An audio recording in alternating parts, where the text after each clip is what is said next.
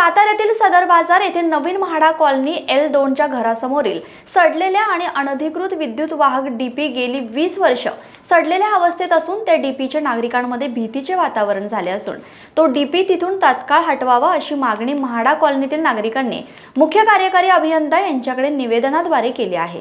नमस्कार, मी रोहित सतोळे। गेली 20 वर्ष आम्ही म्हाडा कॉलनीत राहत असून आमच्या दारात दोन धोकादायक डीपी असून ते आता सडलेल्या अवस्थेत झालेले आहेत। महावितरणला आम्ही सकाळी कार्यकारी अभियंता यांना मी पत्र दिले आहे, तर त्यांनी महिन्याची मुदत घेतलेली आहे। पण महिन्याची मुदतीत एवढी मुदत घेऊन त्यांना काय कुठं बाहेर लग्नाला जायचं का कुठं जायचं आहे काय मला माहीत नाही, पण हे लवकरात लवकर दारातला डीपी लवकर काढावा आणि आमचा जीव बहुमूल्य जीव वाचवावा। आमच्या कॉलनीत लहान मुले आणि हे खेळत असतात आणि कधी काय दुर्घटना घडल हे काय सांगू शकत नाही। हे खरं तर दारात नसावं, एका साईडला हे लाल डीपी लावले पाहिजेत। तरी पण हे महावितरणचा कामचुकारपणा आणि कानाडोळा हे वारंवार दिसून येतोय, तर लवकरात लवकर ते लाल डीपी काढावा आणि आमचा बहुमूल्य जीव वाचवावा।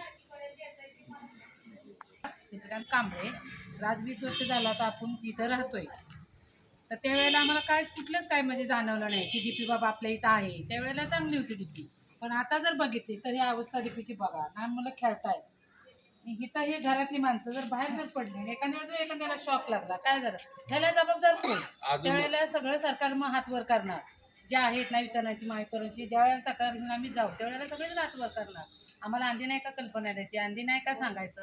आणि 2-3 वेळा घटना तशा झालेल्या आहेत। तिथून जाळ निघालेला आहे, किती वेळा विझवण्याचा प्रयत्न केलेला आहे, लाईटी घालवलेल्या आहेत, एकदम लाईटी गेलेल्या आहेत। कसं तरी अगदी जीव मुठीत धरून आता हे बघा, हे घराचं अंतर आणि ही डीपी किती लांब आहे का? हां, हे मुलं हे समोर खेळतात, दार अंगणात बसतात, आम्ही बाया माणसं इथून करतो, कार्यक्रम होतात, महिन्याला बसलेल्या असतात। हां, या अवस्थेत जर इथं घरासमोर जरासा डीपी जर तुम्ही ठेवला तर किती धोक्याचा। हा डीपी कुठं असतो? घरापाशी नसतो।